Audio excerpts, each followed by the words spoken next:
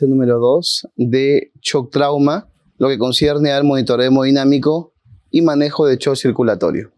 Bien, los que siguieron la primera clase, yo soy el doctor Franklin Mendoza, médico intensivista del Hospital Edgardo Rebagliati, y en esta oportunidad pues vamos a desarrollar un tema importante, no solamente para su evaluación, para su examen, sino para el enfoque de manejo y diagnóstico inicial de un paciente en estado de shock que llega a la emergencia. ¿Ok? Bien.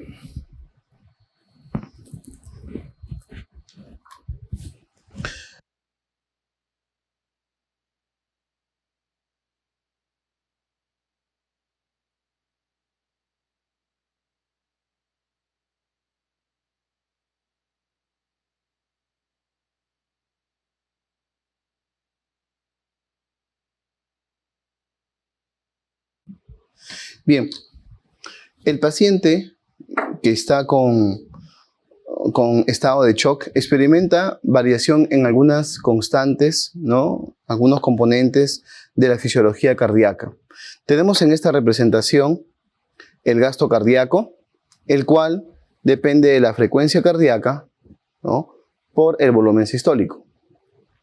El gasto cardíaco, a su vez, entonces en esta relación, la frecuencia cardíaca y el volumen sistólico están asociados directamente al gasto cardíaco. Es decir, cuando aumenta la frecuencia cardíaca, aumenta el gasto cardíaco. Cuando aumenta el volumen sistólico, aumenta el gasto cardíaco. Por lo tanto, podemos decir que entre esta variable de gasto cardíaco y la frecuencia con volumen hay una relación directamente proporcional. Bien, observen en la parte inferior la definición de precarga, ¿sí? Acá, precarga y poscarga. La precarga está asociado al volumen de sangre que llega al corazón, ¿no? Y llega a nivel ventricular. La poscarga está relacionado con la capacidad que tiene el corazón para poder vencer a esa resistencia sistémica y poder eyectar la sangre hacia la circulación sistémica. Para ello, la contractibilidad del corazón es fundamental, ya que en el fenómeno o proceso de sístole, ¿no?, ventricular, sobre todo, porque es la más importante, se va a poder eyectar la sangre que va a ir a todos los tejidos. Entonces, el volumen sistólico, como una variable directamente relacionada con el gasto cardíaco, a su vez depende de la precarga y de la poscarga, y también depende de la contractibilidad. Eso significa que variaciones en el volumen sistólico van a influir significativamente en el gasto cardíaco. Bien. Tenemos aquí otro esquema en el cual consideramos el gasto cardíaco, la frecuencia y el volumen sistólico. La frecuencia. ¿Qué variables podrían estar relacionadas a la frecuencia? Por ejemplo, la descarga adrenérgica. La liberación de adrenalina, noradrenalina, va a acelerar la frecuencia cardíaca. La estimulación del sistema nervioso parasimpático, ¿no?, que puede ser un reflejo vasovagal, por ejemplo, puede disminuir la frecuencia cardíaca. Algunos factores, como por ejemplo, utilizar beta bloqueadores, ¿no?, ya sean no selectivos o selectivos. Y también cuando hay pacientes que se encuentran en estado de sepsis, uremia, estos pacientes tienden a reducir su frecuencia cardíaca. El volumen sistólico, como ya vimos, precarga, contractibilidad y poscarga. Hagamos un repaso. Precarga, ¿sí? La precarga es el llenado que va a tener los ventrículos, ¿no?, la capacidad de distensión de la fibra muscular durante el llenado. Y la poscarga, que va a ser esa capacidad que va a tener los ventrículos para poder vencer a la resistencia periférica, resistencia vascular sistémica. ¿Ok? Bien. Y bueno, la contractibilidad. ¿Qué pasaría en un paciente, por ejemplo, solamente con este gráfico, en un paciente en el cual la contractibilidad se ve afectada? Ejemplo, un infarto agudo de miocardio, lo más frecuente, un IMA. Un IMA va a producir una disminución de la contractibilidad y por tanto va a producir una disminución del volumen sistólico. Esto va a condicionar un gasto cardíaco disminuido o síndrome de gasto cardíaco bajo. Por tanto, el paciente, si tuvo un infarto, entonces va a tener como consecuencia un shock del tipo cardiogénico que lo va a llevar a una hipoperfusión, que lo va a llevar a un gasto cardíaco reducido. Bien, por otro lado, tenemos que estados de precarga reducido. Por ejemplo, los pacientes que tienen un choque hemorrágico.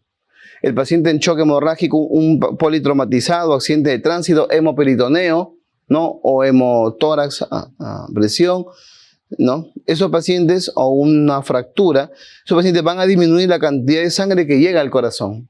Por tanto, la cantidad de sangre que se va a inyectar va a ser menor. Entonces, estamos frente a un síndrome de un shock hipovolémico, ¿ok? La contractibilidad puede estar bien, el problema es la cantidad de sangre que llega al corazón. Y por otro lado, podemos tener algunos pacientes, por ejemplo, que tienen problemas de coagulación, tienen la capacidad de formar trombos, y esos pueden obstruir las arterias principales, como son la arteria pulmonar y la arteria aorta. Sobre todo la pulmonar, que es la más característica, produciendo un tromboembolismo pulmonar. Y eso podría generar alteración en la capacidad que tiene el corazón para poder vencer la resistencia vascular. Bien. Definamos precarga. La precarga se refiere al grado de estiramiento. Ahora sí vamos ya a la definición pragmática, a la definición histológica, funcional de la precarga. Nosotros vemos aquí el ingreso de la sangre a los ventrículos y esto puede condicionar a la precarga, ¿ok? Por tanto, la contractibilidad auricular y también el transporte pasivo de la aurícula al ventrículo van a hacer que estas cavidades ventriculares se llenen, se distiendan. Entonces, el grado de estiramiento de la fibra miocárdica al final de la diástole, es decir, hasta cuánto puede llegar su capacidad de llenado, se refiere a la precarga. En realidad es muy difícil medir la longitud de la fibra o el volumen en la cabecera del paciente.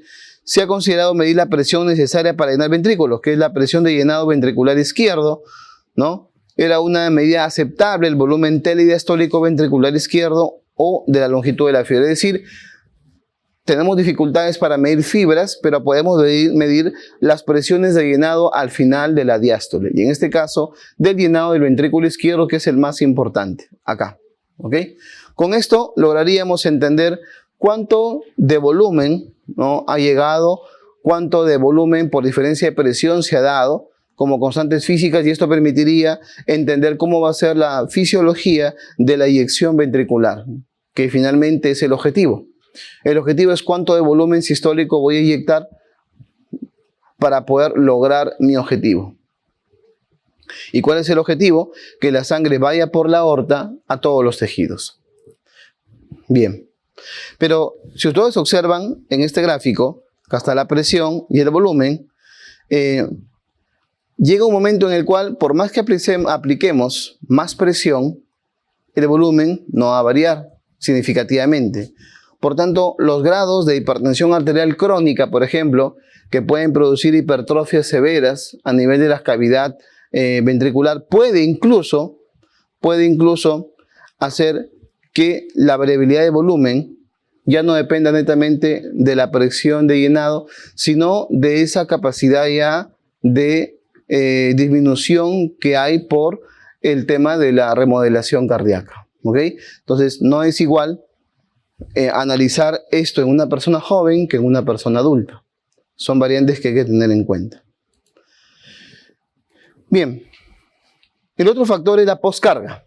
En la poscarga se refiere a la resistencia, impedancia o presión que el ventrículo debe superar para impulsar el volumen sanguíneo.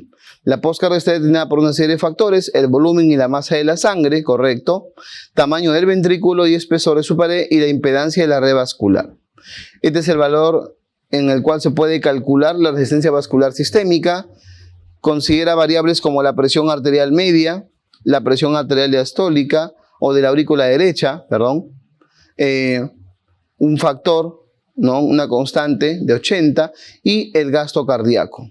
Con esto el valor teórico es de 800 a 1200 dinas por segundo centímetro a la menos 5. Este sería el valor promedio de la resistencia vascular sistémica. ¿Okay?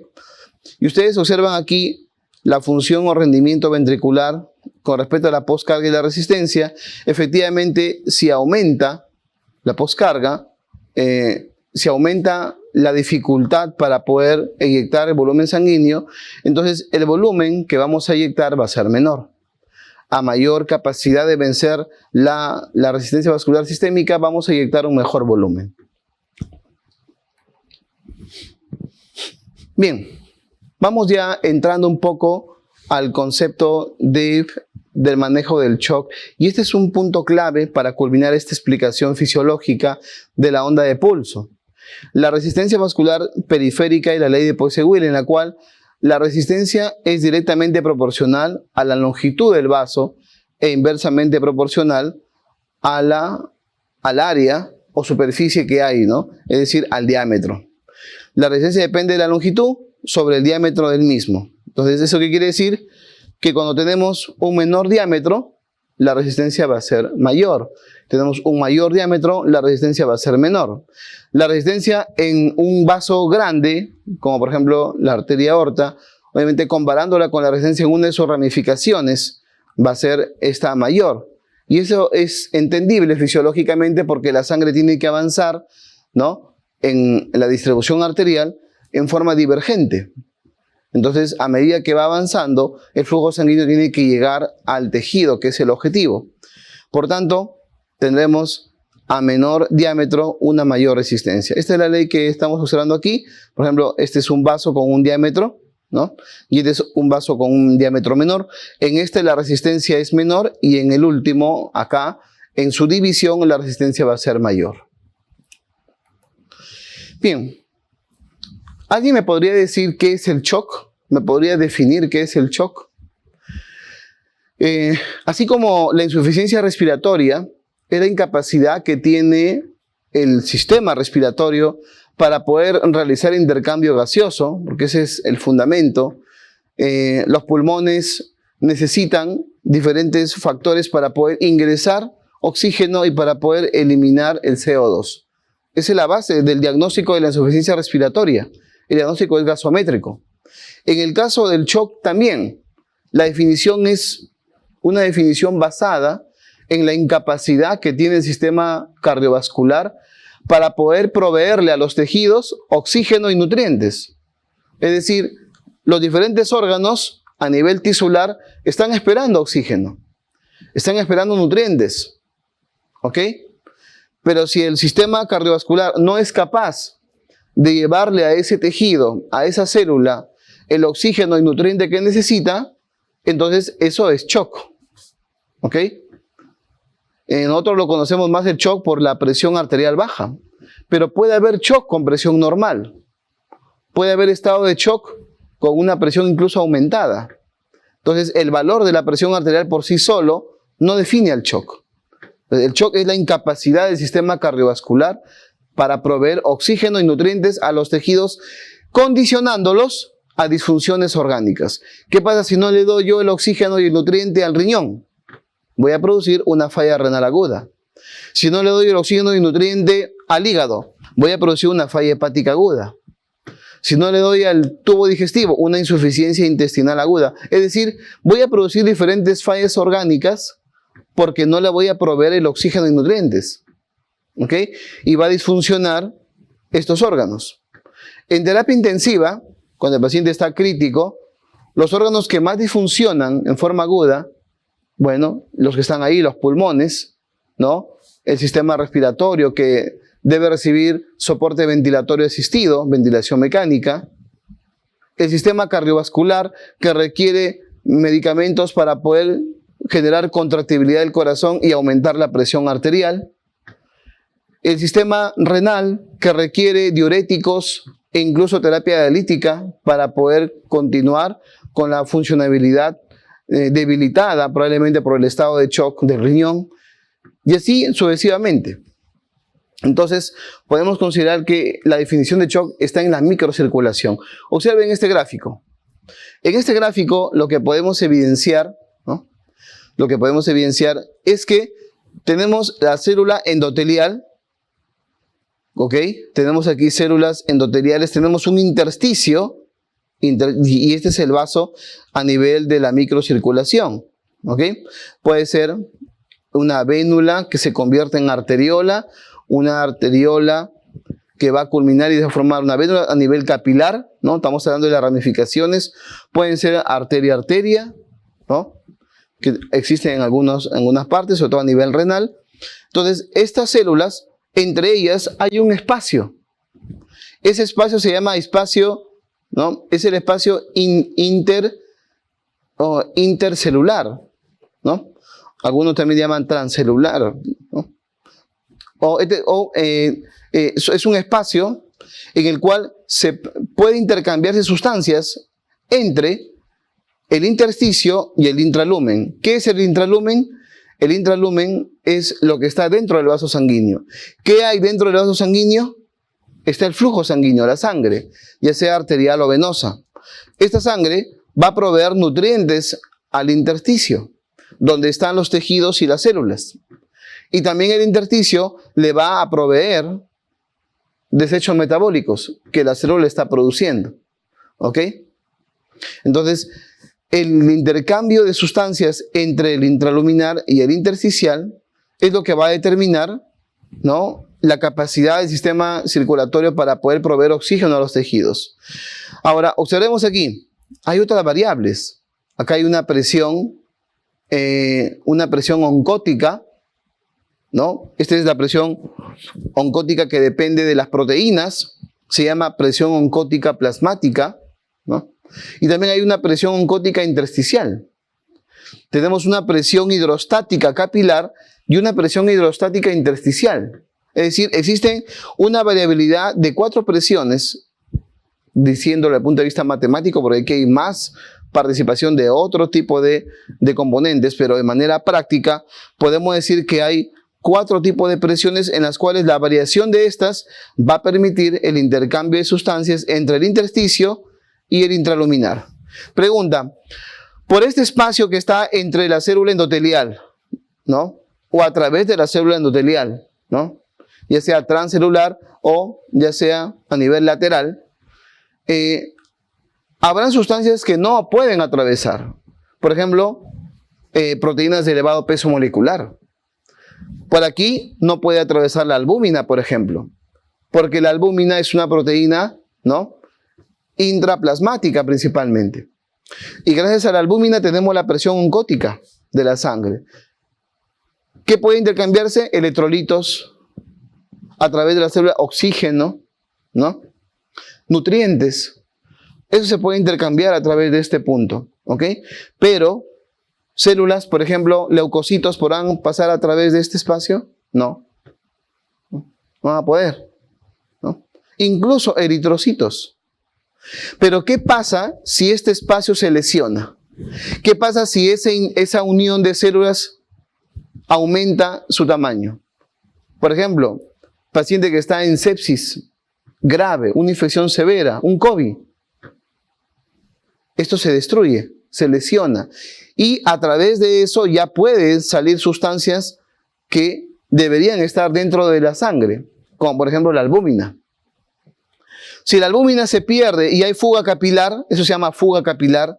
Si la albúmina se pierde y va al intersticio, ¿qué va a producir en el paciente? Va a producir un aumento del volumen de agua en el tercer espacio. Es decir, va a producir un edema. ¿Ok? Por tanto, la destrucción o la lesión del endotelio va a producir edema. Y este es el fundamento de algunas patologías como las infecciones severas o el estado de sepsis o shock séptico y también la preeclampsia severa. En la preeclampsia, por ejemplo, el endotelio está lesionado y el agua va al intersticio y forma un edema. Y la paciente preeclántica llega a la emergencia edematosa, más de lo normal que implica el embarazo. ¿Ok? Para dar 2 ejemplos. Bien. Este es un gráfico de fisiología médica de Guyton, ¿no? Que es el libro que estudiamos en ciencias básicas, en el cual nos explica que la microcirculación tiene un extremo arterial, un extremo venoso y entre ellos un capilar sanguíneo. Y que la sangre, a medida que atraviesa estos extremos en la microcirculación, y definamos microcirculación como los elementos que miden menos de 100 micras. Y ahí están las vénulas, las arteriolas y los capilares sanguíneos. ¿Ok?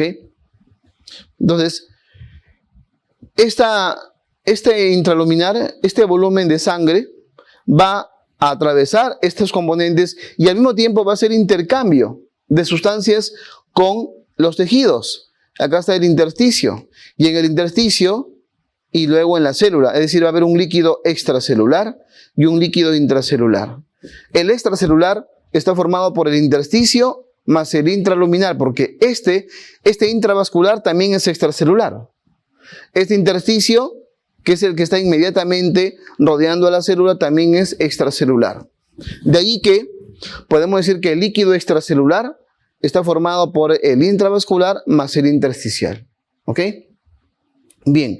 Y esta célula produce desechos metabólicos. Los tiene que eliminar. Va al intersticio y luego va al capilar, al extremo venoso. ¿Ok? Recogemos nutrientes del extremo arterial y eliminamos desechos metabólicos al extremo venoso. Obviamente eso puede variar dependiendo si estamos en algún tipo de vaso que hace un intercambio distinto, como el caso de las venas pulmonares, por ejemplo, ¿no? O el caso de la arteria pulmonar. Bien. Además, podemos considerar que existen también capilares linfáticos, en los cuales la célula va a eliminar algunos productos de degradación y que estos van a ir hacia la linfa. ¿Ok? Pueden ser componentes, por ejemplo, lipídicos. Bien. La circulación en general se puede indicar de esta forma. Las venas son las que tienen la mayor cantidad de sangre en nuestro organismo. ¿Ok? Eso se llama capacitancia venosa. Y esa capacitancia venosa ocupa prácticamente el 64%, un poco más, del volumen sanguíneo total. Las arterias un 13%, el corazón un 7% de volumen sanguíneo, capilares 7%, circulación pulmonar un 9%, ¿ok? Lo cual sumaría el total de la sangre que hay en nuestro organismo. Es por eso que un paciente, cuando tiene una lesión a nivel pulmonar o nivel cardíaco, ¿no? Su capacidad de resistencia al shock va a ser mayor que cuando tenga una lesión que comprometa un gran vaso, ¿no? Hablamos esto del sistema venoso. El sistema venoso, su pérdida de volumen generalmente es continua, ¿no? Es continua. Pero a medida que se está dando, las disfunciones orgánicas son mayores porque el volumen del componente venoso es mucho mayor. Bien, la distribución de los líquidos corporales, y lo vamos a hacer utilizando algunos componentes. Anteriormente, voy a regresar a este gráfico, habían componente intravascular, intersticial e intracelular. Y habían algunas sustancias que usamos nosotros en la emergencia. La glucosa al 5%, el cloruro de sodio al 9 por mil, la solución hipertónica, los coloides y los coloides de alto peso molecular. Bien. Observen ustedes la glucosa al 5%. La glucosa al 5%, ¿a dónde va? Va al componente intravascular, al intersticio y finalmente a la célula. Es decir, la glucosa puede llegar a la célula. ¿Ok? El cloruro de sodio va al intravascular y al intersticio. Su objetivo no es llegar a la célula, sino al líquido que envuelve a las células. La solución hipertónica, principalmente intravascular, y al intersticial o intracelular, poco, menor proporción. Los coloides, miren, principalmente al intravascular, ¿ok? Poco al intersticial o al intracelular. Entonces, cada uno tiene una ubicación, digamos, de distribución ya establecida. ¿Por qué les digo esto? Porque aquí, por ejemplo, vamos a ver cómo se distribuyen esos líquidos corporales.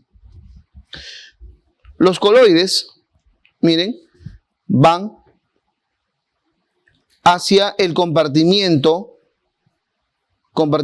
extracelular principalmente. Acá, para darles una idea de este cuadro, acá tenemos la distribución de los líquidos corporales, el compartimiento intracelular, ¿no? ICF, los fluidos intracelulares, los fluidos extracelulares, ¿no?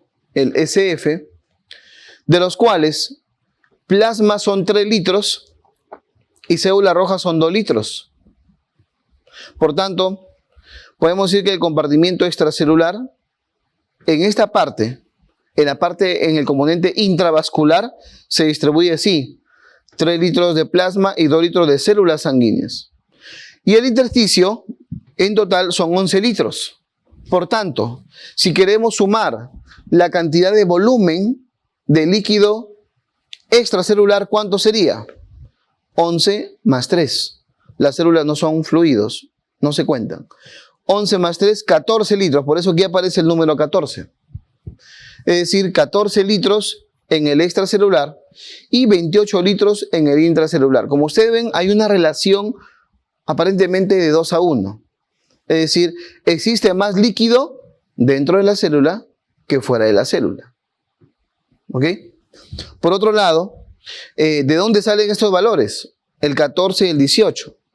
Lo que pasa es que el 60% de la distribución de agua en el cuerpo humano es en esa naturaleza. 60% del peso corporal es agua. Y para una persona de 70 kilogramos en promedio,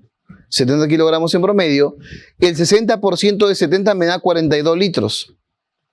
De los cuales 28 litros van al intracelular y 14 al extracelular. ¿Ok? Entonces, 42 litros en total. Si ustedes suman 28 más 14, le va a dar 42. ¿Ok? Bien. ¿Qué más observamos aquí? Observamos que hay algunos componentes iónicos que van a formar parte primordial del líquido intracelular y otros primordialmente del líquido extracelular. En este gráfico, ¿me pueden decir cuál es el catión extracelular más importante? El sodio. ¿Cuál es el anión extracelular más importante? El cloro. Por eso que cuando ustedes al paciente lo encuentran en estado de shock, ¿qué le dan para poder resucitarlo? Soluciones isotónicas que contienen cloro y sodio. Por eso a este paciente yo le tengo que dar cloruro de sodio al 9 por 1000. A chorro. Porque ahí voy a recuperar sodio y cloro, que son los componentes más importantes del líquido extracelular, del intersticio. ¿Ok? Ahora veamos en el intracelular, ¿qué es lo más importante? En el intracelular, el potasio. Es el catión intracelular más importante. ¿Qué más? El fósforo. Es el anión intracelular más importante. Las proteínas son intracelulares. El magnesio, el calcio, intracelulares. ¿Ok? Bien, ¿esto qué significa? Que, por ejemplo, si un paciente tiene un politraumatismo, ¿ok? ¿Qué pasa con el politraumatizado? ¿Qué pasa con las células? Hay lisis celular, ¿verdad? Y si hay lisis celular, ¿qué se libera como componente principal? Potasio.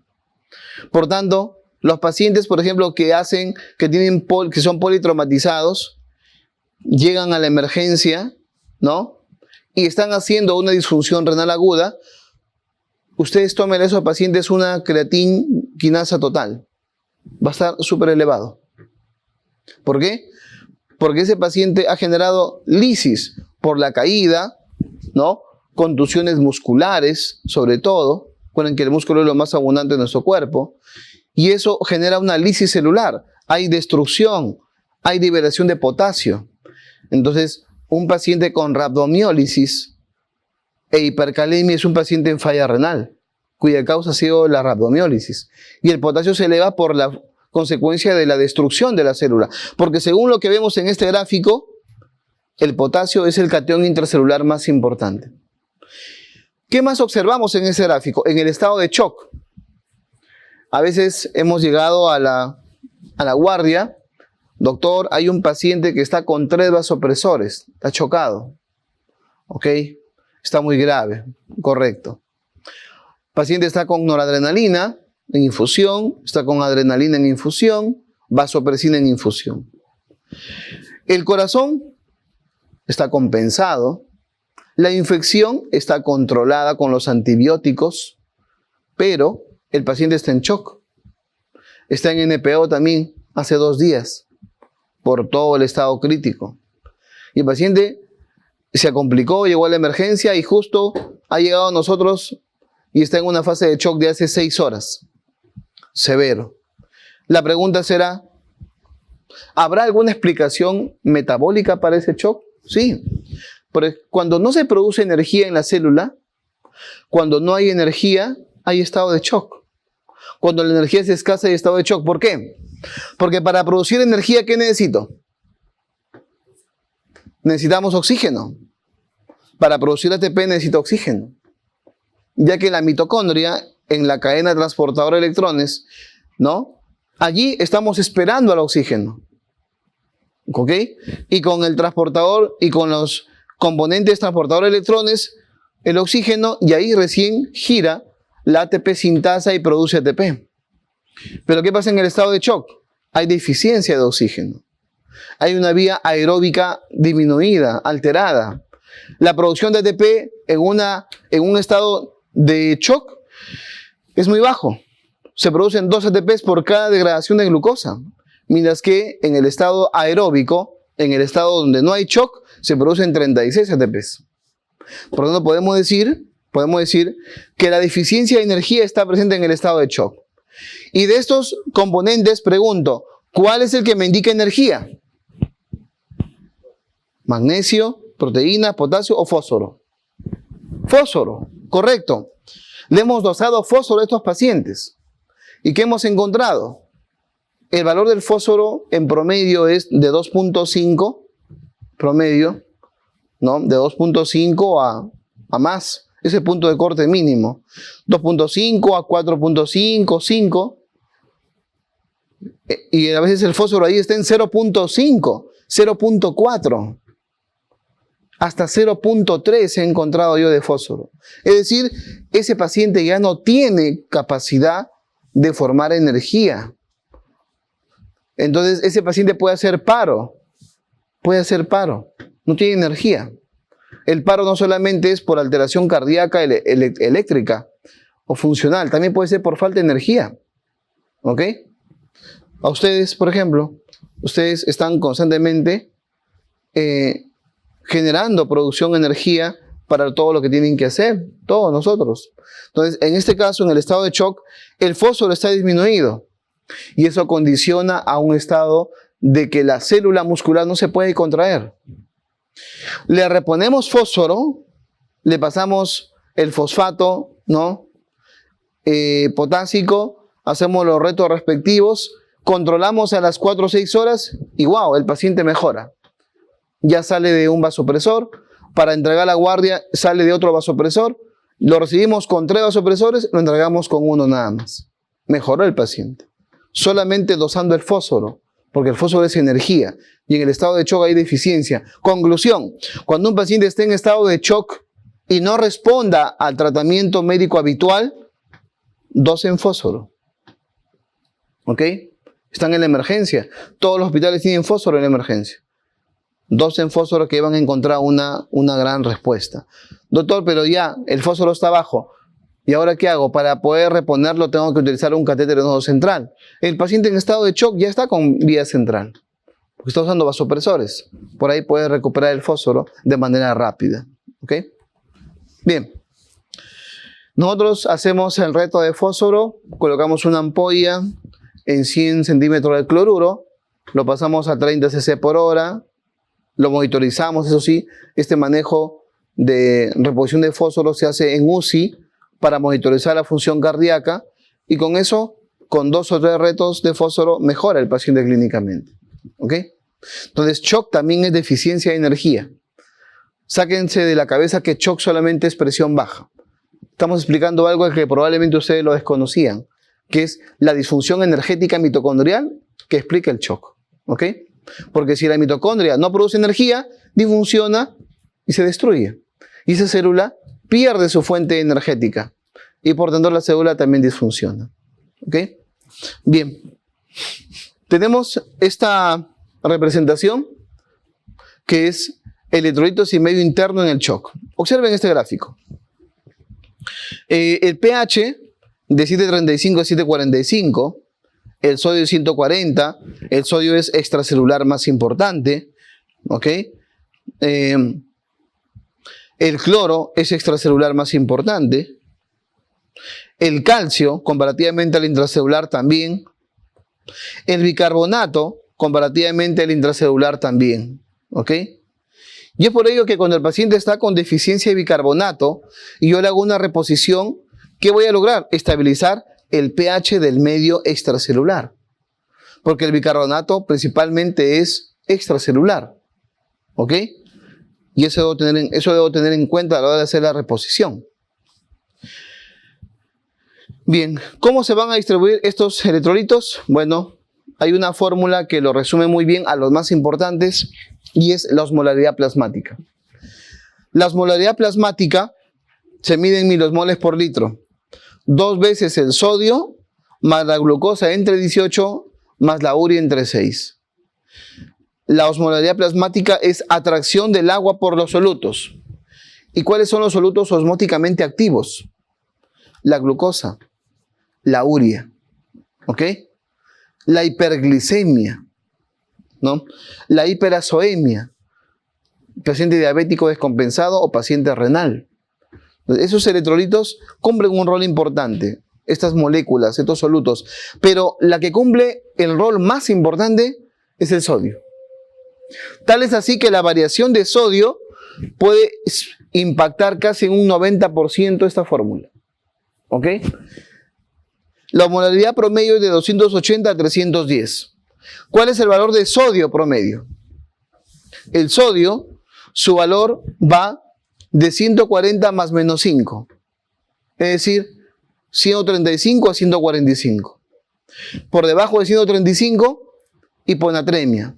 Por encima de 145, hipernatremia. ¿Ok? Y en este caso, si el sodio vale 140, miren, sin glucosa y sin urea, ya tengo la osmolaridad plasmática de 280. Solo con el sodio. Pero ¿qué pasa si el sodio vale 130? Sería 260. Este medio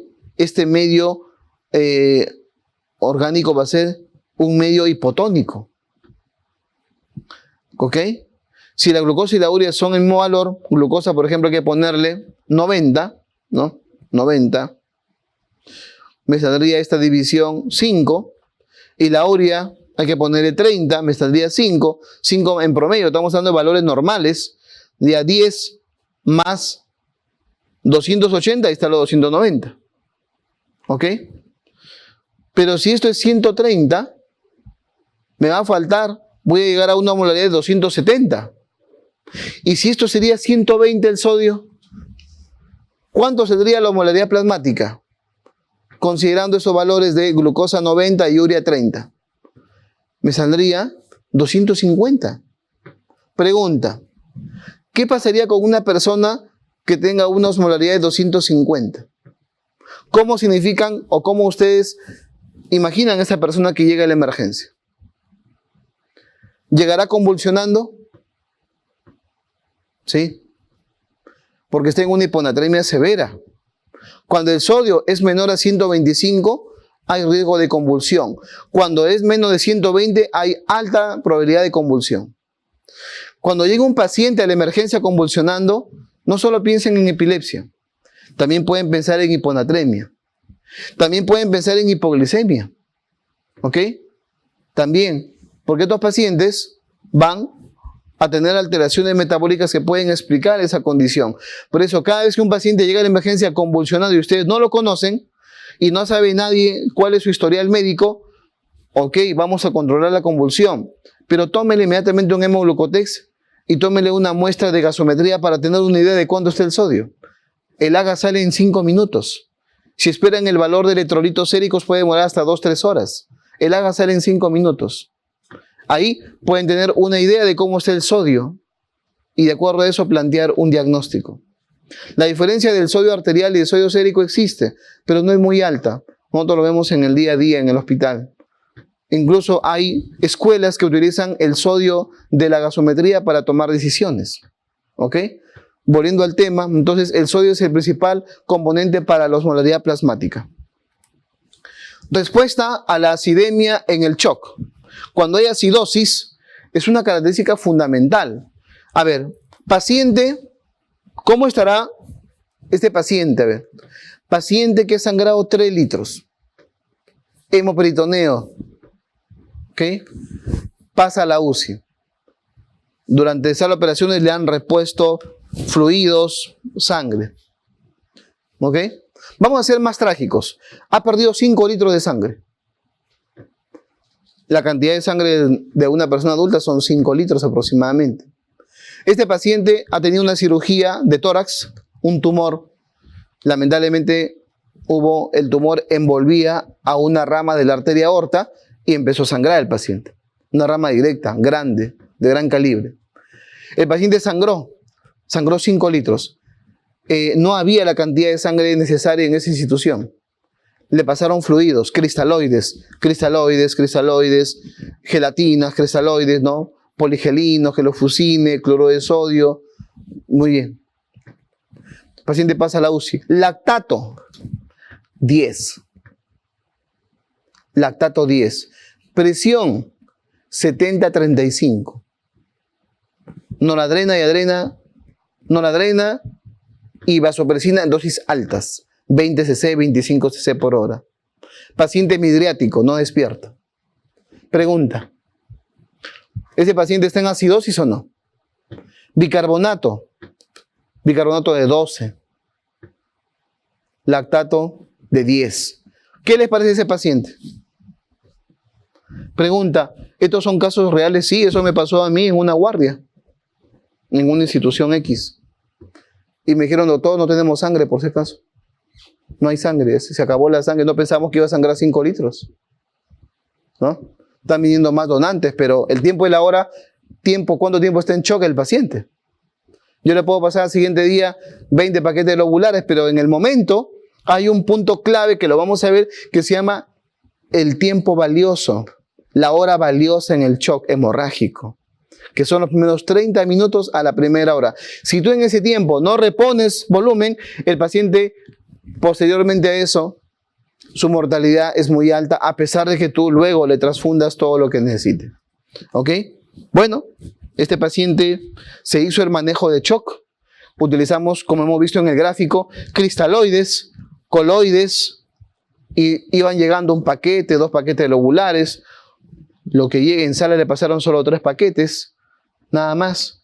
Faltaba plaquetas, plasma también le pasaron, pero cantidades pequeñas porque era algo localizado. Nadie se imaginaba que iba a estar envolviendo a un vaso sanguíneo de gran calibre, ¿no?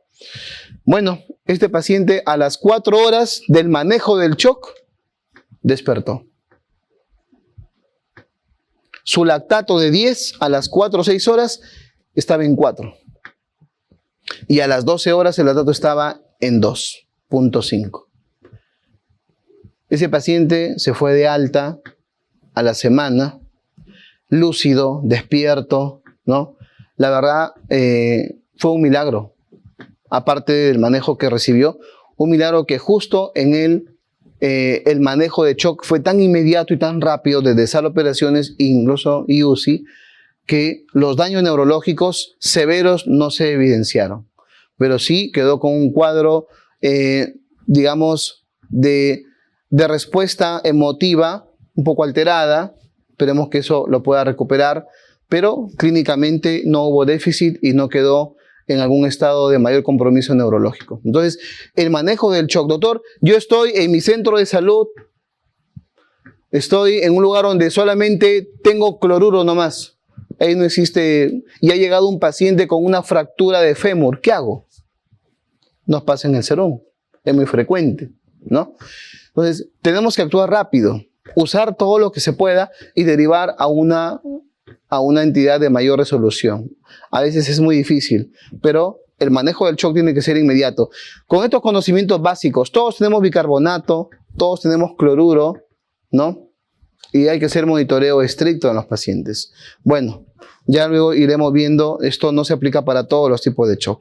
Y a veces hay un factor fundamental que es el factor suerte. Bien, en este gráfico podemos evidenciar que el riñón produce bicarbonato cuando hay una acidosis. Este bicarbonato y la reserva de bicarbonato neutralizan a los hidrogeniones, produciendo ácido carbónico y por tanto eliminando el CO2 en exceso. La respiración acidótica, ¿cómo es? ¿Cómo está el paciente que respira acidótico? El paciente respira rápido. Parece que le faltara el aire. ¿Qué hacen? Muchas veces le ponen oxígeno al paciente, porque el paciente está con criterio de insuficiencia respiratoria. Incluso llaman a la UCI para pasar a la UCI al paciente. ¿Y qué es lo que sucede con el paciente? Es que está en acidosis.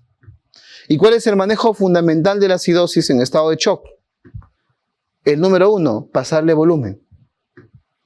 Pasar de volumen es el principal factor para manejar un estado de acidosis en el shock. Fluidoterapia. Bien. Y en el estado de alcalosis, que es donde hay una cantidad menor de hidrogeniones, aquí la frecuencia respiratoria disminuye. En la acidosis la frecuencia respiratoria aumenta, ¿ok? Y el CO2 con el agua forman ácido carbónico, hidrogeniones que van a ser removidos al cuerpo y el bicarbonato en exceso se va a eliminar para poder mejorar los niveles de pH. Doctor, pero la acidosis es la tóxica, la alcalosis no. Les comunico que no es así. Yo he visto a pacientes hacer paro con un pH de 7.65, 7.6. Peor, si está en 7.8, eso ya es incompatible con la vida. Entonces, la alcalosis también puede producir paro, solo que no tiene mucha frecuencia, ¿no? Solamente nos dedicamos a hablar de acidosis, pero también la alcalosis severa, todo lo que es severo, puede producir parada cardíaca, no lo olviden. Bien. Deficiencia y exceso de fluidos en el estado de shock. La deficiencia de fluidos, ¿no? Por ejemplo, aquí tenemos hipoperfusión, disfunción de órganos, efectos adversos. ¿Qué quiere decir eso? Que si un paciente está en hipovolemia, un paciente que está en shock hemorrágico, por ejemplo, ¿no? En shock séptico, esa hipovolemia va a condicionar disfunciones orgánicas, disfunción renal principalmente, ¿no? Falla hepática, ¿ok? Falla circulatoria, la necesidad de inotrópicos, falla cardíaca, bien. Y el exceso también produce daño, la hipervolemia, el edema, disfunción orgánica, efectos adversos, también produce daño, ¿ok? Entonces, el volumen ideal es el objetivo. Doctor, pero yo a los pacientes a la UCI yo los veo encharcados, ¿no? Los veo edematizados, ¿no? ¿Qué hacemos ahí? Bueno, que ¿cómo estarán esos endotelios? Según lo que te he explicado. Están lesionados. Y si el endotelio está lesionado, la pregunta es, ¿habrá fuga capilar? Hay fuga capilar. ¿Y cómo está ese paciente? Edematizado. Entonces, el exceso de líquidos, el exceso de fluido, no solo depende de que el paciente, tenga un endotelio intacto y que haya perdido volumen, sino también que tenga un endotelio alterado sin perder volumen. Esa hipervolemia, ese intersticio acumulado en diferentes órganos también puede ser los que disfuncionen. ¿Ok? ¿Qué pasa si hay un exceso de líquido en el pulmón? Produce falla respiratoria, ¿no? Si el pulmón se congestiona, falla respiratoria. Si el corazón no se contrae adecuadamente, falla cardíaca. Entonces, esas fallas pueden estar asociadas a un exceso de volumen. ¿Ok? Bien. Por ejemplo, justo en la guardia, anoche he estado de guardia en el hospital, y había un paciente que había estado en shock séptico. Es más, está ya saliendo, está con dosis mínima de noradrenalina, pero hizo disfunción renal. El paciente hizo un estado de shock hemorrágico, consecuentemente a esto hizo disfunción renal y ha requerido diálisis. Pregunta, ese paciente ya está orinando con una bomba diurética con furosemida, ¿no? Se le está dando y está orinando muy bien, muy bien. Y justo ayer me preguntan, doctor, pero si está orinando bien, ¿por qué le van a tener que hacer el ultrafiltrado? ¿No? Ya no sería necesario. Y nos vamos a las hojas de monitoreo y tiene más 7000 de volumen. Está orinando bien, sí, 24 horas, ha respondido muy bien. Pero esos 7000, esos 7 litros de exceso, ¿le van a producir daño? Por supuesto. Si lo dejo con la bomba diurética, podrá resolver en unos 3 o 5 días. Pero la terapia dialítica va a poder reducir el riesgo de la falla respiratoria. ¿Correcto?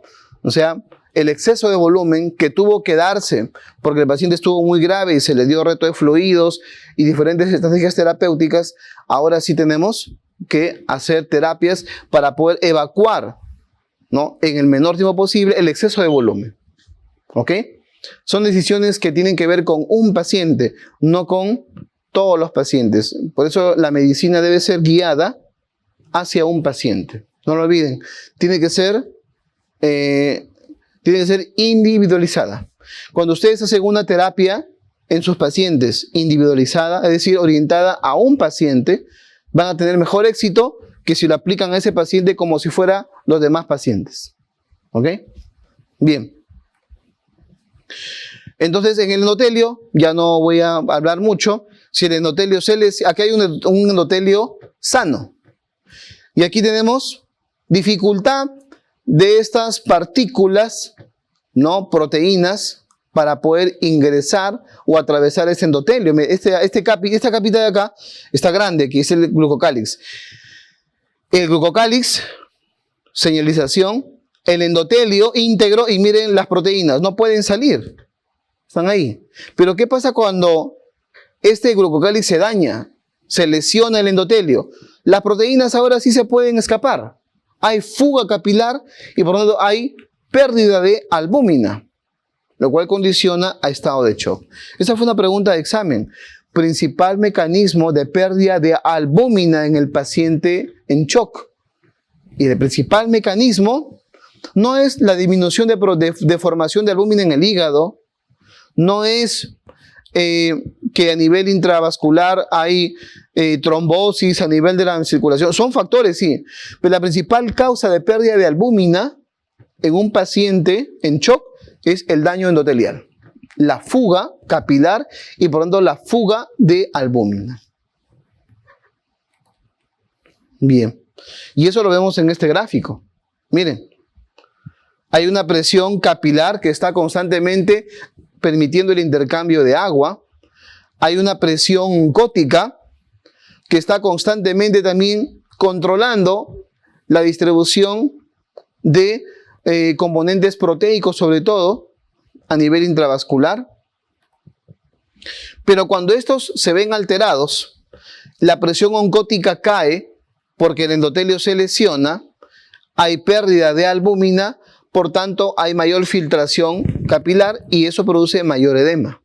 Por tanto, ¿cómo estará un paciente con edema? A ver, pregunta, un paciente edematizado tendrá albúmina, alternativa A, de 4, alternativa B, de 2.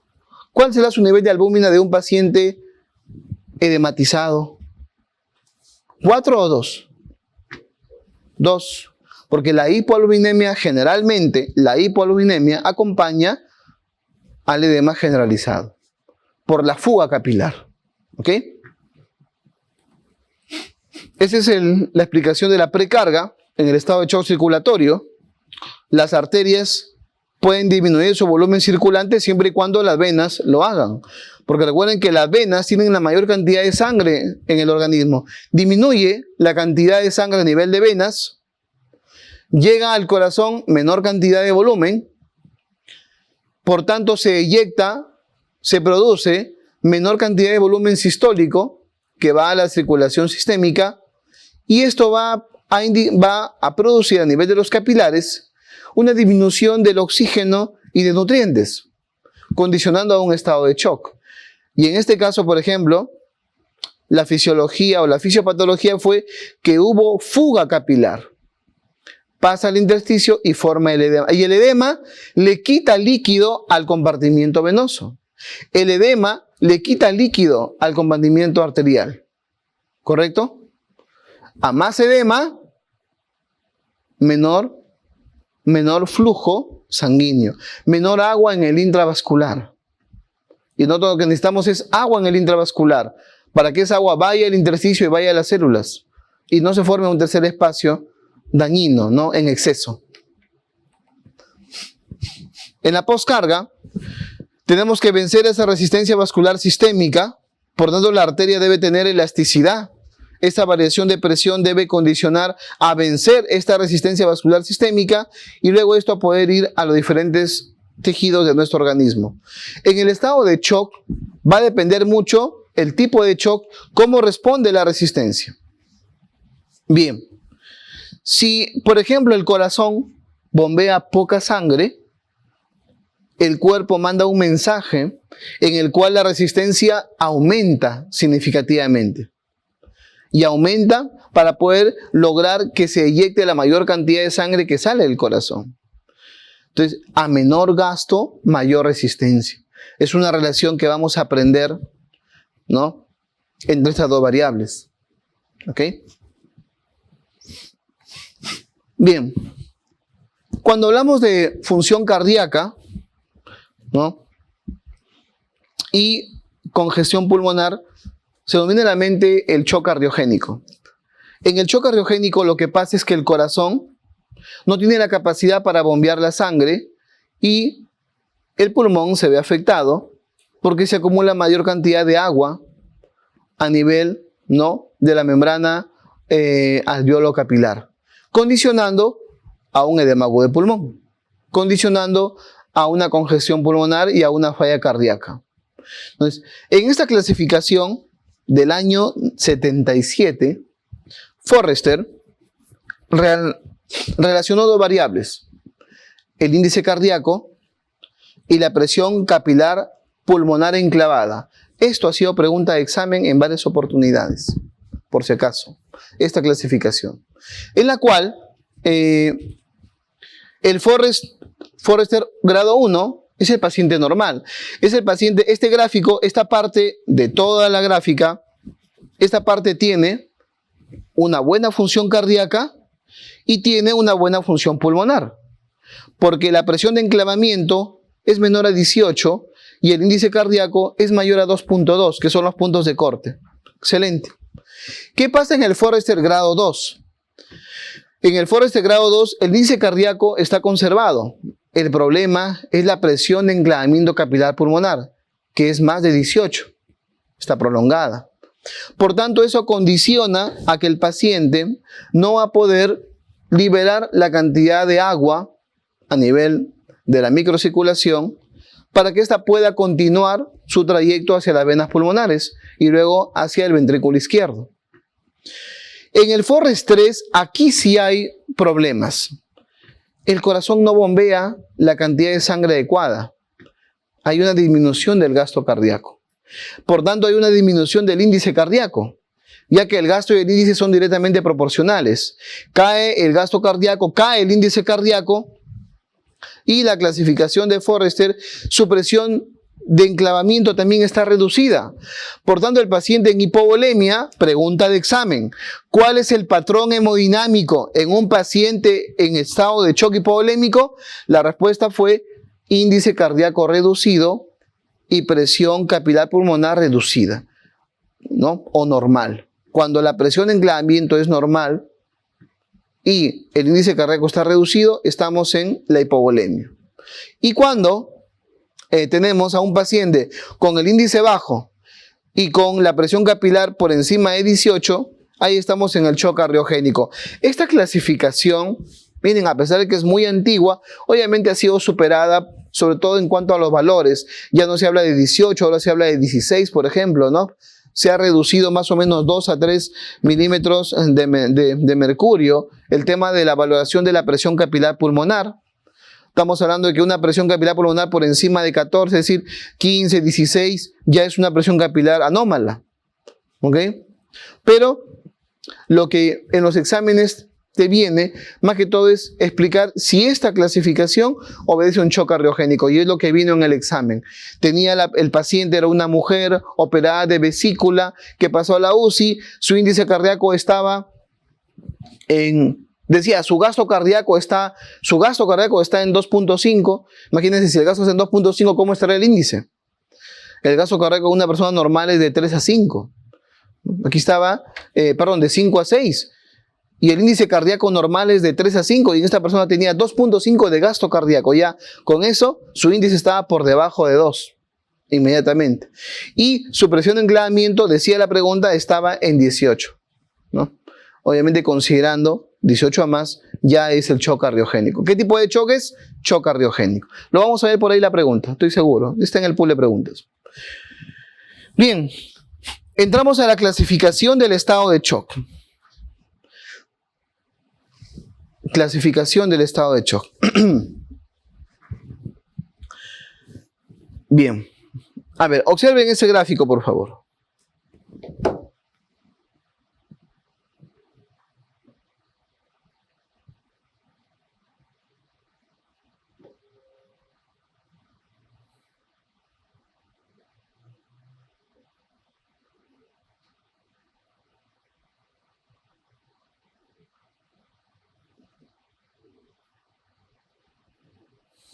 Bien.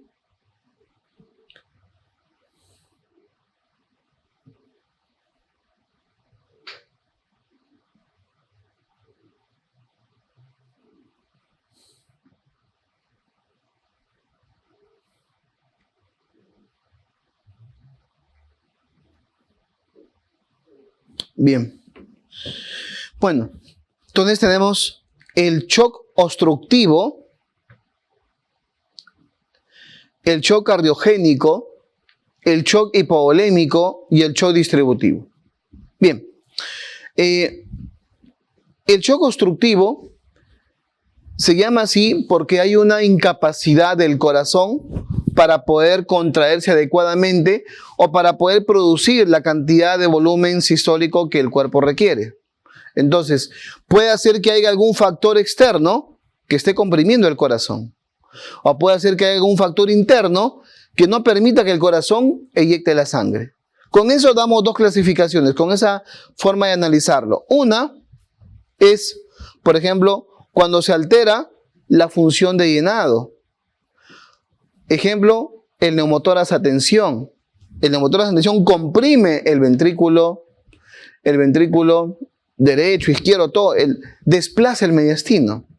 Por tanto, el neumotórax a tensión es una causa, ¿no?, de disminución de gasto, de disminución de volumen, y por tanto evita un buen llenado de la diástole.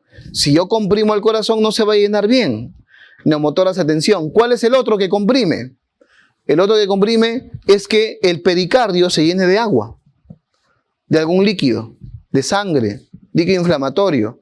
Es decir, un taponamiento, o de sangre incluso, un taponamiento cardíaco. El taponamiento cardíaco también evita que el corazón, ¿no?, taponamiento pericárdico, evita que el corazón se contraiga bien. La presencia de aire, por eso yo les digo que lo aprendan de una manera muy sencilla. Tenemos dos capas, la pleura y el pericardio. Si la pleura se llena de agua o de aire, va a comprimir el corazón. Si el pericardio se llena de agua, va a comprimir el corazón. Son las principales causas de shock obstructivo. Por eso aquí lo ponen neumotórax a tensión o taponamiento pericárdico. Bien, pero también hay otro tipo de shock en el cual hay una dificultad a nivel ventricular. ¿no? Hay una incapacidad para poder contraerse. ¿Qué pasa si un coágulo se mete en la arteria pulmonar? El ventrículo derecho tiene que contraerse para eyectar la sangre. Pero si la arteria pulmonar está obstruida, pregunta, ¿el ventrículo derecho se va a contraer con más fuerza o no? Sí. ¿El ventrículo derecho, por contraerse más, se va a distender más? Sí. Va a haber un aumento de la cavidad cardíaca derecha. Se va a hipertrofiar por la fuerza que está haciendo para contraerse, pero el coágulo está impactado ahí en la arteria pulmonar. Entonces la cantidad de sangre que tenga del ventrículo derecho que tenga que ir al pulmón va a ser mínima. Y eso se llama tromboembolismo pulmonar. El corazón no se puede contraer adecuadamente. Hay dificultad para contraerse, dificultad para llenarse, dificultad para contraerse, ¿no? La función sistólica está reducida. Bien, el shock cardiogénico. El shock cardiogénico, su mismo nombre lo dice, es que la causa es el corazón. El infarto agudo del miocardio es el ejemplo más característico. Hay daño miocárdico y ahí se altera tanto la sístole como la diástole. Si el corazón falla, no se contrae bien y no se llena bien, ¿ok? Por tanto, hay una disminución y todos estos, como ustedes verán, tanto el obstructivo como el cardiogénico, producen una disminución del CO, que es el cardio out, es decir, el gasto cardíaco. Esta variable es gasto cardíaco. ¿Y qué pasa si se reduce el gasto cardíaco? ¿Qué aumenta? Yo les comenté en la relación, si el gasto cardíaco reduce, la resistencia vascular sistémica va a aumentar. Y ahí está, disminución del gasto cardíaco y aumento de resistencia vascular sistémica. Esto ha sido pregunta de examen. ¿Cómo es el patrón hemodinámico en un paciente que tiene un shock cardiogénico? Respuesta: gasto cardíaco reducido, resistencia vascular aumentada. ¿Ok? Ese es el patrón hemodinámico. El shock hipovolémico, llega poca sangre al corazón, por tanto el corazón eyecta poca sangre. Es el shock hipovolémico. Entonces tenemos, el llenado está reducido por falta de volumen o por una disminución de volumen. Entonces hay una disminución de la sístole y la diástole, perdón, hay una disminución del llenado y hay una disminución también de la capacidad que va a tener el corazón para poder eyectar ese volumen. Hay poco volumen. Entonces, el llenado del corazón está reducido. La eyección del corazón podrá contraerse bien, pero está reducido por el volumen. Por eso que el corazón empieza a contraerse más rápido. El cuerpo indica, oye, pero si hay poco volumen, tengo que contraerlo más. Aumenta su frecuencia para poder aumentar su gasto, pero no el volumen. Gracias. Bien. También entra a un gasto reducido y por tanto una resistencia aumentada. ¿Qué pasa con el shock distributivo? A ver, en el shock distributivo, y el más importante es el shock séptico. Ahí está. El shock séptico genera depresión miocárdica. ¿Qué quiere decir eso? Que hace que el corazón se contraiga menos, que disminuya la fuerza contráctil. Doctor, ¿y eso se puede medir? Por supuesto. En la ecocardiografía de paciente crítico se evidencia la reducción de aproximadamente un 25 a 30% de la fracción de eyección. Es decir, si un paciente tenía una fracción de eyección de 60, en un shock séptico puede llegar a tener una fracción de eyección de 40. ¿Correcto? Y esa disminución de la fracción de eyección, pregunta, ¿afectará la distribución del volumen en el paciente crítico? La respuesta es sí. Porque una cosa es que se contraiga al 60% y otra cosa es que se contraiga al 40%. Esa disminución de capacidad contráctil lo produce el shock séptico. Por tanto, disminuye la función sistólica y diastólica, igual que el shock cardiogénico. Igual. Disminuye el gasto cardíaco y aumenta la resistencia.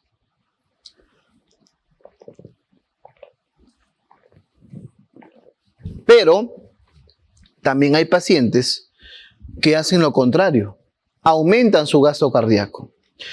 El clásico ejemplo es ese paciente que llega a la emergencia con 38.5 grados de temperatura, con una frecuencia cardíaca de 120, 125, y que llega con infección y una presión de 7,4. Es el clásico ejemplo. Paciente en shock séptico. ¿Qué hacemos? Le pasamos volumen. No responde. Vasopresores. Recién pase a la UCI. ¿Ok? Infección severa. Son pacientes que ya tienen alguna característica clínica o que son pacientes que han debutado, ¿no? Como lo que hemos visto en la pandemia. Muchos pacientes que han hecho cuadros y llegar incluso al estado de shock, de complicación a nivel de la respuesta cardíaca. No han sido todos, han sido pacientes que tenían comorbilidades generalmente o pacientes que tenían ya alguna condición clínica desfavorable. Bien. Este gasto, en algunos casos, en algunos pacientes, el patrón es hiperdinámico. En algunos pacientes, el shock séptico es hiperdinámico. Podemos decir incluso que la gran mayoría de pacientes sépticos son hiperdinámicos. Entonces aumenta el gasto, pero aumenta el gasto por la frecuencia cardíaca, no por el volumen. Aumenta porque la frecuencia cardíaca está aumentada. El paciente está en estrés metabólico, está taquicárdico por la fiebre y por la infección. Si hay taquicardia, ¿cómo estará el gasto? Aumentado por el número de contracciones, más no por el volumen. ¿Ok? Entonces, ¿esto qué genera? Genera mala distribución de flujo, genera exceso de lactato y todo va a lo otro. Si hay bajo gasto, hay una disminución de la presión arterial media. El punto de corte de la presión arterial media, según la última guía de sobrevivir a la sepsis, por ejemplo, es de 65. Por debajo de una presión arterial media de 65, la condición clínica de los órganos corporales es deteriorarse en las próximas 6 horas. Entonces se tiene que actuar rápido porque el riesgo de complicaciones es muy alto. Shock, el paciente entra a shock y entra a disfunción multiorgánica. Y si no resolvemos la causa de shock, el paciente puede fallecer. Ahí ustedes tienen gráficos con respecto a la distribución, por ejemplo aquí, la hipotensión arterial. Clínicamente observen cómo es la hipotensión arterial.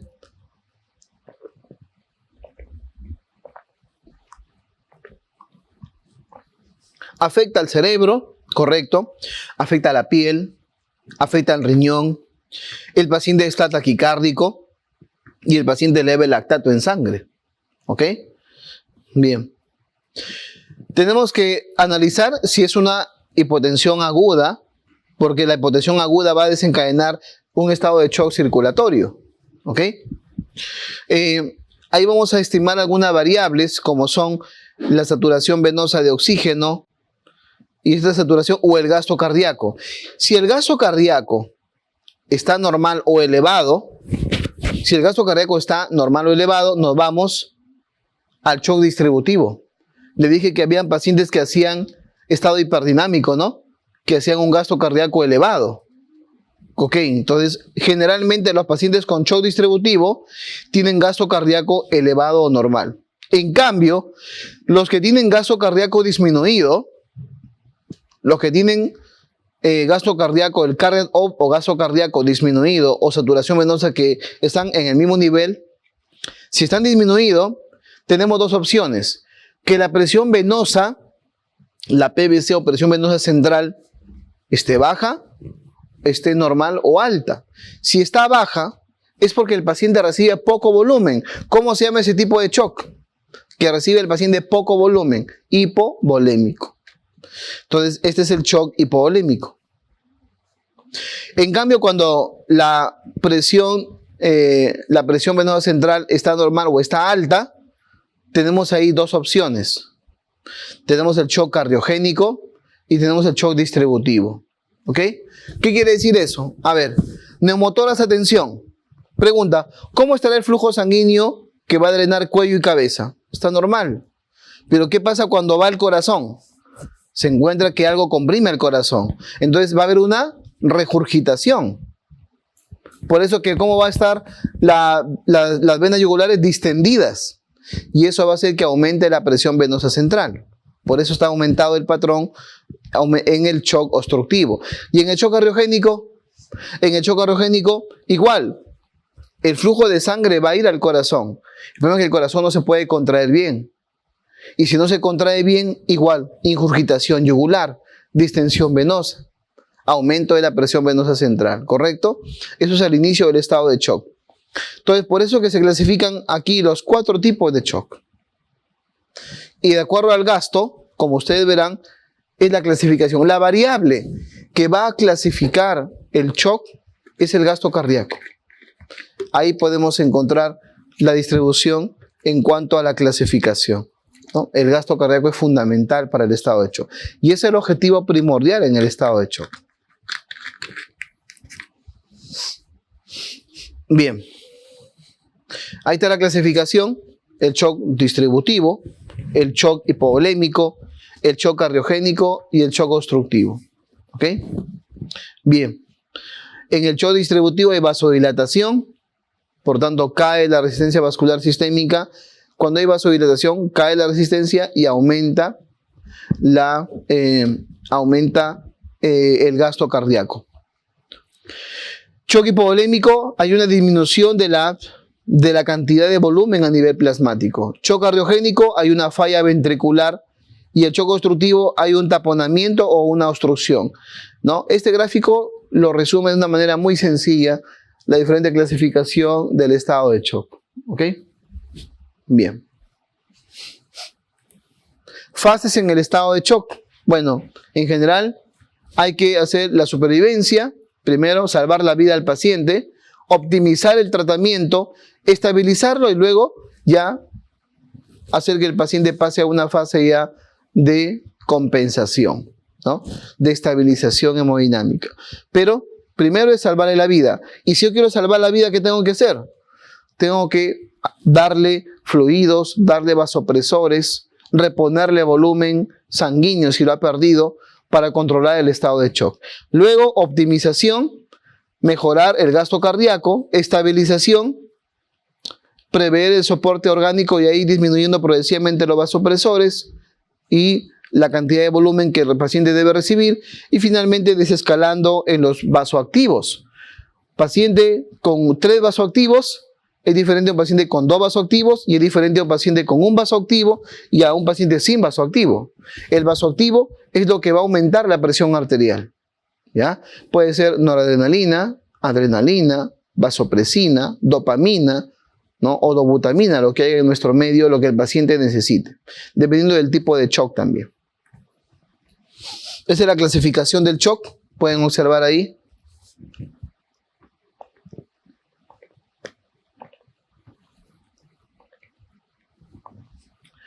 Tenemos un shock hipovolémico, tenemos un shock de distribución de fluido. Tenemos la clasificación, los grupos, ¿no?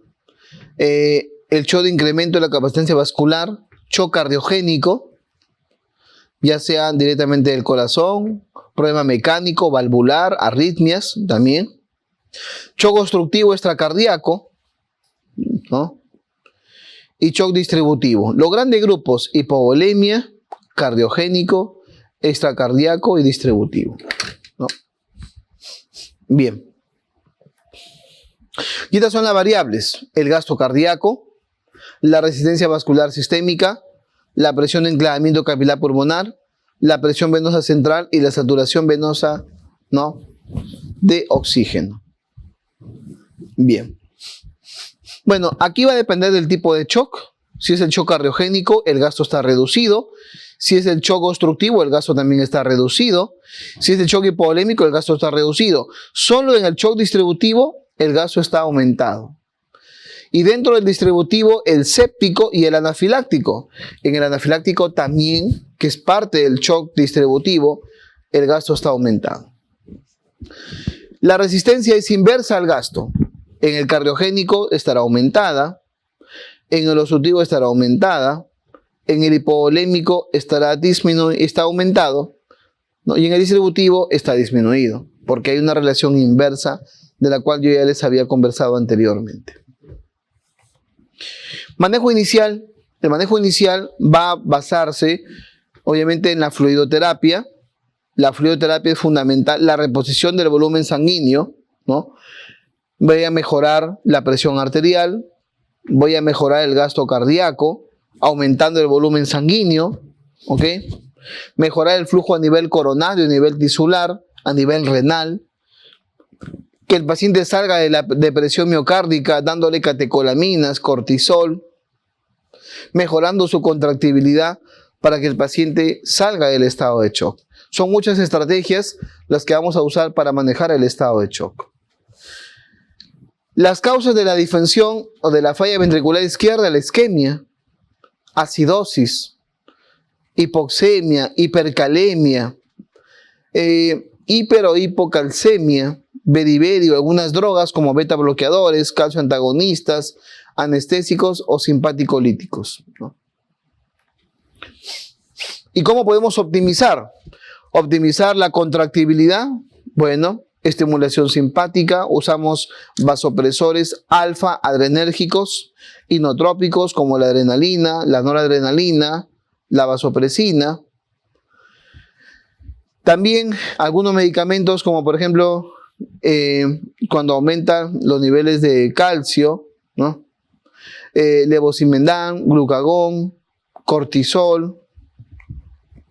Y también el tema de la temperatura, si hay una temperatura, si podemos mejorar la temperatura, podemos mejorar probablemente la contractibilidad. No la fiebre, sino mejorar la temperatura. La hipotermia es más tóxica que la temperatura elevada. O sea, prefiero tener al paciente hipertérmico a hipotérmico en esta fase de shock. ¿Por qué? Porque la hipotermia condiciona mayor acidosis y eso condiciona también mayor coagulopatía. Bien, esta es la distribución de los volúmenes corporales que ya le hemos visto para un hombre de 75 kilos y una mujer de 60. Aquí están los porcentajes, ¿no? Donde podemos considerar que la sangre en el hombre y en la mujer va a tener una proporción casi de más o menos entre plasma e intersticio. Observen, 11.3 de intersticio con respecto a 3 de plasma, ¿no? Y en la mujer 7.5 con respecto a 2.2, pero siempre hay una preposición mayor, ¿no? En el varón y sobre todo en el líquido intersticial. Bien, ¿cómo respondemos a la hipovolemia? Hay taquicardia, hipotensión, pulso acelerado, hipotensión postural. Lo más frecuente que podemos ver en la pérdida sanguínea severa es el incremento del pulso postural, ¿no? Ese paciente que si se pone de pie se desmaya, ¿ok? Le va a producir al paciente realmente un síncope, ¿no? O un desmayo asociado a una disminución de volumen por falta de oxigenación cerebral. Porque si el volumen está reducido en el cerebro, hay un punto de corte también de flujo sanguíneo cerebral, ¿ok?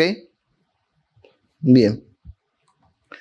Fluidos de resucitación, tenemos coloides, cristaloides y tenemos componentes sanguíneos como la concentración de los paquetes lobulares, plasma precongelado, crioprecipitados y plaquetas también, que pueden ser pool o aféresis.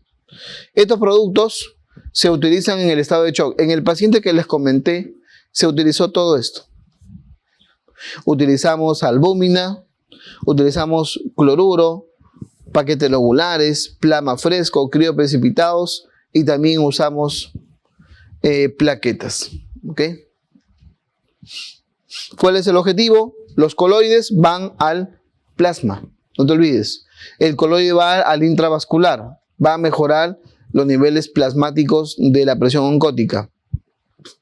Cristaloides, volumen extracelular, intersticio y plasma. Paquete lobular, incrementa oxígeno. Si yo incremento la hemoglobina, incremento el oxígeno. Plasma frío congelado, factor de coagulación. Crioprecipitado, disminución del fibrinógeno. Y concentrado plaquetario, ¿no? También para poder darle al paciente ese punto de corte, sobre todo mayor a 50.000 plaquetas para procedimientos quirúrgicos. Hay una fórmula sobre el cálculo de resucitación. Aunque no lo crean, ha venido una pregunta de esto. Vino, me parece que el 2020, Vino una pregunta sobre un paciente que tenía un shock hipovolémico por una enfermedad diarreica aguda y querían que calcules cuánto de volumen requería como resucitación. Ha venido esa pregunta.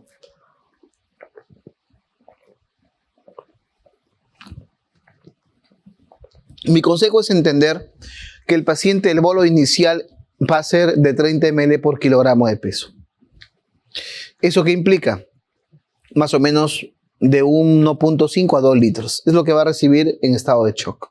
Ese es el flujo inicial en un paciente en estado de shock, ¿no? 30 ml por kilogramo de peso, más fácil de explicar, 2 clorudos a chorro por vía periférica. En estado de shock, sobre todo cuando hay una pérdida de volumen significativa. En este gráfico tenemos, bueno, para el hombre o para la mujer, un volumen ml por kilogramo. Estimación de la pérdida, dependiendo de la clase funcional, dependiendo del cuadro clínico. O sea, hay que tener el cuadro clínico del paciente para poder saber cuál es su pérdida. Y de acuerdo a eso hacemos un cálculo, que es el cálculo del volumen sanguíneo por defecto, que es este volumen que obtenemos acá, multiplicado por el porcentaje de pérdida.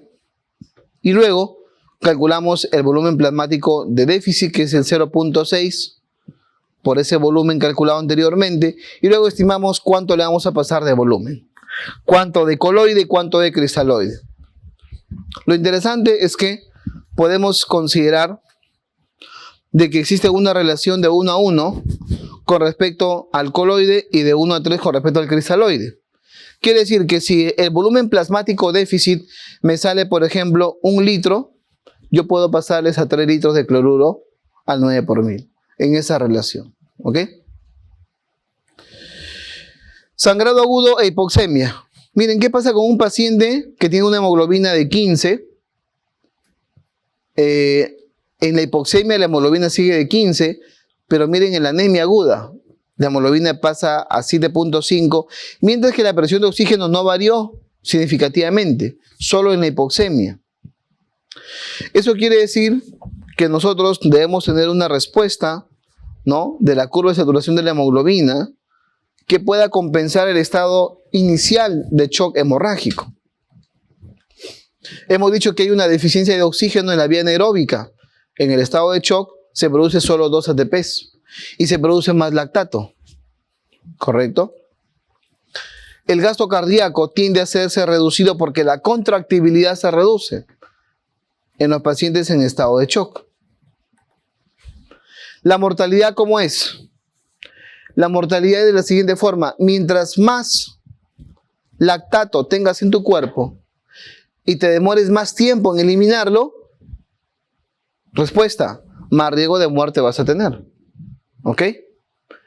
Tengo un lactato de 10 y a las 6 horas mi lactato está en 5 y para mañana en la mañana mi lactato está en 2. Pregunta, ¿tuve buena resucitación? La respuesta es sí. ¿Me manejaron adecuadamente? Sí. Pero si tengo 10 de lactato, a las 6 horas tengo 8 de lactato, mañana estoy con 5 o 6 de lactato, el pronóstico va a ser peor. ¿Ok? Acá tenemos el lactato inicial y como la disminución del lactato, miren, había inicialmente 38%, luego 25% y 15% de las primeras 72 horas. El lactato estaba elevado, ¿no?, en estos pacientes, y cuando se demoraban más tiempo, la mortalidad siempre es alta. Es decir, ¿quiénes se mueren más? Los que tienen más lactato y lo eliminan en el mayor tiempo posible. Si yo tengo un lactato elevado, tengo que eliminarlo en el menor tiempo posible. Tengo que salir rápido del estado de shock. Y una forma de medir la hipoperfusión tisular es los niveles de lactato. ¿Ok? Entonces, su objetivo es lograr un clearance de lactato óptimo. Es decir, lograr que el organismo elimine la mayor cantidad de lactato en las primeras 6 horas del manejo del shock. Allí diremos que su manejo de shock es adecuado. ¿Sí? Bien. Por otro lado, también observamos aquí, miren, hematocrito 45%. Este análisis es para los que les gusta monitorizar hemoglobina. Hay médicos que hemos aprendido en el internado que si un paciente sangra tengo que tomar hemoglobina en cada momento. Y nos hemos quedado con ese modelo, ¿verdad? La respuesta es que eso cambia.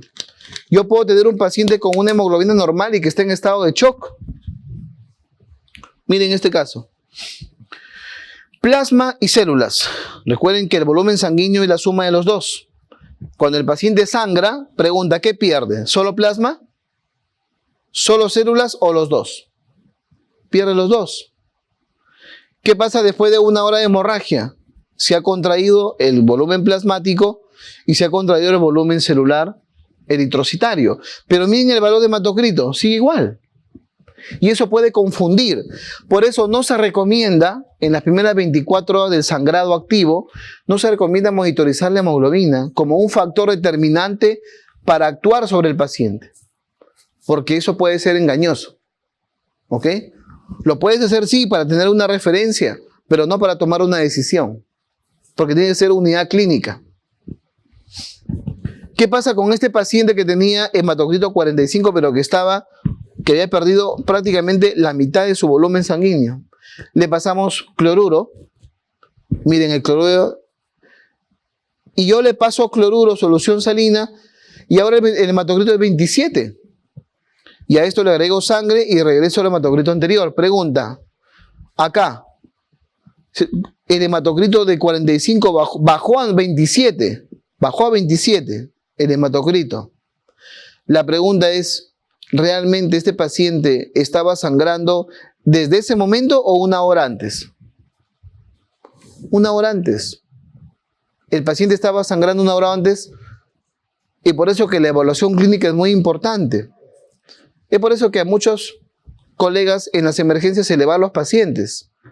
Se le va a los pacientes porque no hacen una evaluación o un monitoreo estricto, ¿no? Y el paciente se queda en observación hasta el otro día y recién el otro día, a las 6 de la mañana, el paciente no obedece órdenes, está con presión 7.3, el paciente está con lactato en 8 y el abdomen está como una piedra y era un hemoperitoneo, ¿no?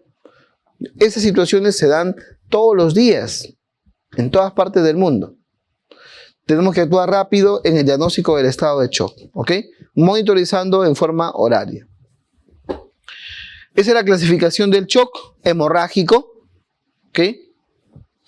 Tenemos la clase 1, la clase 2, la clase 3 y la clase 4. En la clase 1, la pérdida de sangre del menor al 15%, en la clase 2 del 15 a 30%, en la clase 3 más del 30 a 40% y en la clase 4 más del 40%. Bien, volumen, menos de 750, 750 a 1500, más de 1500 a 2000 y más de 2000. La presión está disminuida en la clase 3 y en la clase 4. La función respiratoria está conservada, pero a medida que va aumentando la clase, también va aumentando su frecuencia respiratoria. El flujo urinario va disminuyendo, mayor a 30, de 20 a 30, de 5 a 15 y nada. El estatus mental también se va disminuyendo de un estado de alerta, de ansiedad, a un estado de sopor y coma.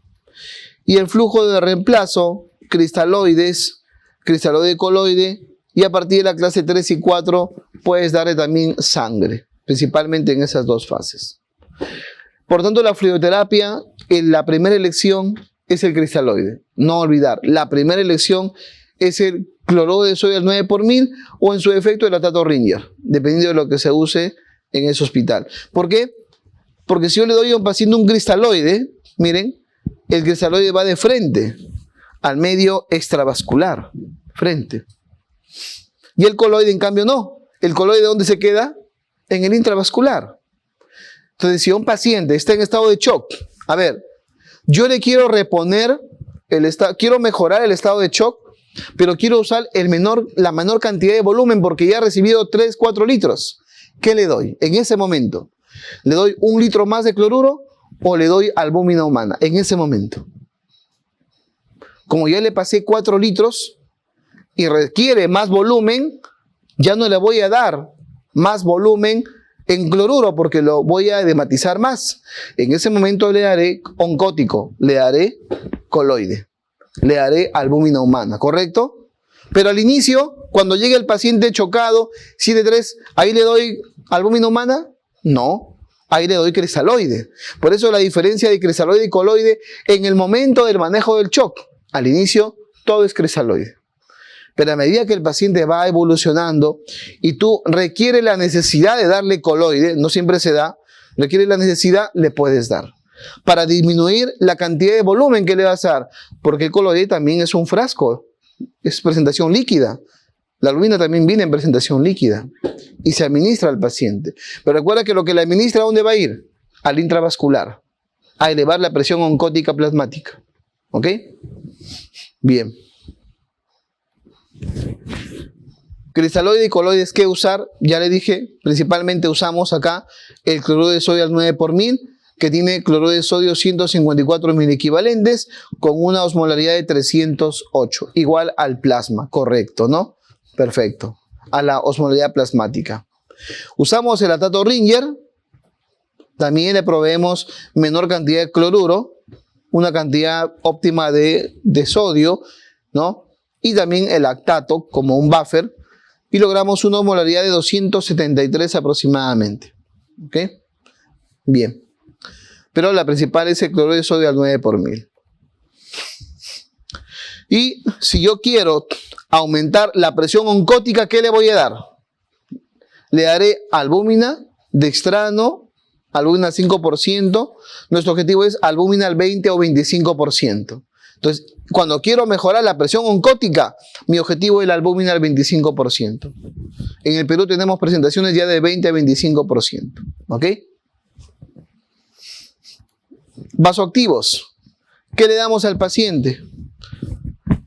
Le damos para mejorar la presión arterial media. La norepinefrina o noradrenalina es la primera elección. La epinefrina es la segunda elección. La vasopresina apoyando a ambas. La dopamina si hay bradicardia y bajo riesgo de taquiarritmia. De esto, la noradrenalina sigue siendo la primera elección. Vamos a ver en qué tipo de shock podría ser otro dependiendo del valor también de la presión arterial. Los agentes inotrópicos, para explicar cómo funcionan, mejoran la disfunción ventricular, es decir, hacen que el corazón se contraiga adecuadamente. Si el corazón se contrae mejor, entonces se va a activar una cascada en la cual va a mejorar la función de flujo en las diferentes partes de la estructura cardiovascular. ¿Ok? Va a haber vasoconstricción, va a haber aumento del tono simpático, va a haber contractibilidad muscular y va a mejorar el estado de shock. Por tanto, si acá tengo noradrenalina, ¿no? Este es el receptor de la noradrenalina. Esto activa una cascada ayudada por calcio y por tanto se genera el fenómeno de vasoconstricción. ¿Ok? Pero si por otra vía del óxido nítrico obtengo una miosina y eso produce vasodilatación. En conclusión, hay dos sustancias fundamentales para que el vaso se contraiga y el vaso se relaje. El calcio, ¿qué produce? Contractibilidad. Y el óxido nítrico, relajación. Por tanto, ¿qué pasa si un paciente tiene mucho óxido nítrico en su endotelio? Habrá hipotensión sostenida. Y si tiene más calcio, habrá mayor contractibilidad. ¿Ok? Bien. Entonces, la vasoconstricción, ahí está. Calcio, fundamental. Y la vasodilatación, lactato, hidrogenión, es decir, acidemia. La acidemia está asociada a la vasodilatación. Y ese paciente persiste en estado de shock. Por tanto, en la sepsis, por ejemplo, el ácido láctico aumentado produce vasodilatación. ¿Ok? Y la vasodilatación es perjudicial para el paciente. Bien, ¿cómo actúan los medicamentos? Actúan de la siguiente forma. La epinefrina va a receptores alfa principalmente, alfa 1 y alfa 2, beta 1 y beta 2 en menor cantidad. Si el paciente tiene estado de shock, por ejemplo, un shock anafiláctico, ¿qué le damos al paciente en el shock anafiláctico? ¿Qué le aplicamos en el momento, inmediatamente? Adrenalina. ¿Por qué? Porque la adrenalina tiene efecto alfa 1 potente. ¿Y dónde están los receptores alfa? En los vasos sanguíneos para que se contraigan, en el corazón para que se contraiga. Por eso que es el manejo de elección. Tenemos la noradrenalina. También tiene efecto alfa 1, alfa 2, beta 1. La dopamina no tiene efecto alfa, sino es que cuando le aumentemos la dosis. Dosis bajas no tiene efecto alfa, tiene efecto alfa 2 principalmente, pero el efecto alfa 1 no lo tiene. Lo que me interesa es el alfa 1. Ese es el que produce la vasoconstricción. Dobutamina, miren cómo la dobutamina tiene otro efecto, o la dopamina, beta. Son estimulantes de los receptores beta. Beta 1 y beta 2. El isoproterenol solamente es beta 1, beta 2. La dobutamina también es beta 1 y beta 2. Es decir, van de frente al corazón, que es donde está la mayor cantidad de estos receptores. Se ha querido comparar incluso la eficiencia de noradrenalina con dopamina y se ha demostrado que la noradrenalina tiene mejor efecto en el manejo del shock. Por tanto, es la primera elección, la noradrenalina. Y ahí tenemos algunas combinaciones. Por ejemplo, shock anafiláctico, la adrenalina, correcto. Shock cardiogénico dependiendo de la presión arterial. Si la presión está baja, la noradrenalina es la elección. Si la presión está compensada, es la dopamina. Y si la presión está normal, es la dobutamina. ¿Ok? Viene un paciente con diagnóstico de shock cardiogénico. Está en shock cardiogénico, correcto. Pero la presión está compensada. Su sistólica está en 98, en 100. Bacán, perfecto. Analizo de mis opciones y digo, este paciente sí va para una dobutamina, sí, y le doy dobutamina para mejorar la contractibilidad. Porque la dobutamina, ¿qué busca? Receptores beta. Y eso está en el corazón, principalmente.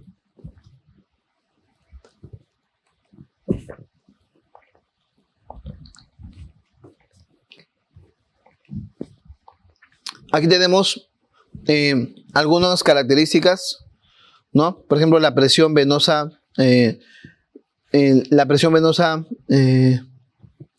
central, su medición,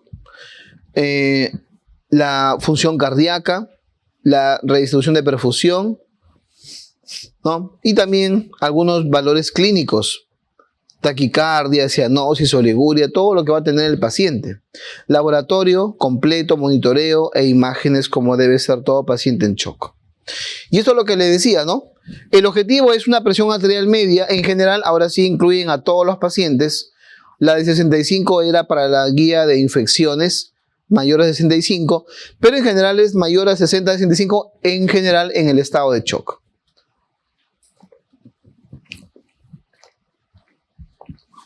Ese va a ser nuestro objetivo. La presión venosa central de 8 a 12 milímetros de mercurio.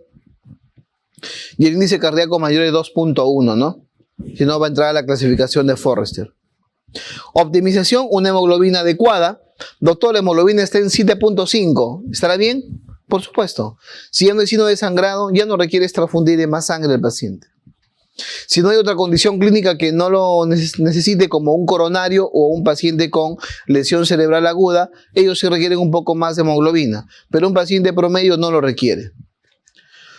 Saturación arterial mayor de 92, saturación venosa central mayor de 60 a 70, lactato menor a 2.2, hay mejoría clínica en este paciente.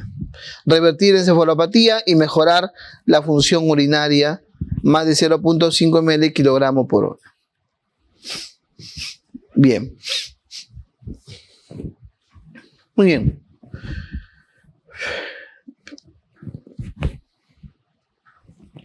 Lo que nos queda ahora es analizar los diferentes tipos de shock.